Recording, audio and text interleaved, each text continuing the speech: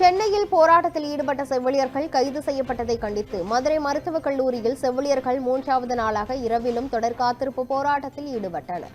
செவிலியர்கள் முன்வைக்கும் கோரிக்கையை அரசு நிறைவேற்ற வேண்டும் என கோரிக்கைகள் எழுப்பப்பட்டன.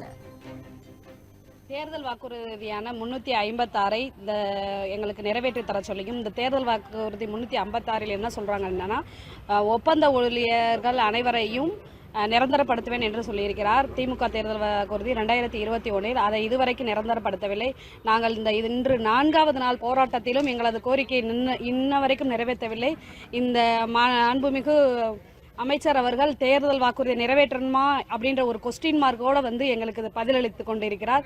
எங்களது மாநில நிர்வாகிகளை இன்னும் அழைத்து ஒரு அலட்சிய பதிலோடு நின்று இருக்கிறது. இதுவரைக்கும் எந்த ஒரு பதிலும் கொடுக்கவில்லை. அடுத்ததாக காலி பணியிடமே இல்லை என்று சொல்கிறார். காலி பணியிடம் இல்லாத இடத்தில் 167 வேக்கன்ட் நேற்று அறிவிச்சிருக்கிறார்.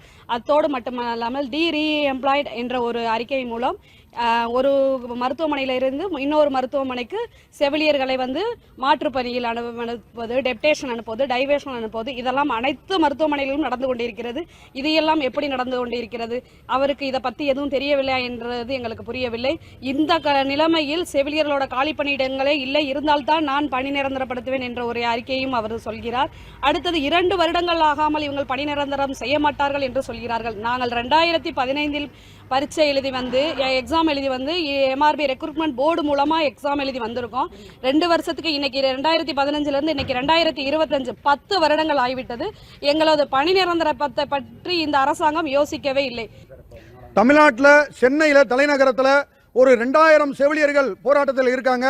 அதே போல மாநிலம் முழுவதும் மாவட்ட தலைநகரில் ஆயிரக்கணக்கான செவிலியர்கள் MRB தேர்வு எழுதி வந்தவர்கள் கடந்த 7-8 ஆண்டுகளாக நிரந்தரப்படுத்தப்படுவார்கள் என்ற நம்பிக்கையோடு இருந்தவர்கள் நம்பிக்கை இழந்து வீதியில் இறங்கி இந்த போராட்டத்தை முன்னெடுத்துக் கொண்டிருக்கிறார்கள். மதுரையில் மருத்துவக் கல்லூரி வளாகத்தில் மிக சிறப்பான இந்த போராட்டம் என்பது கடந்த 3 நாட்களாக நடைபெற்றுக் கொண்டிருக்கிறது.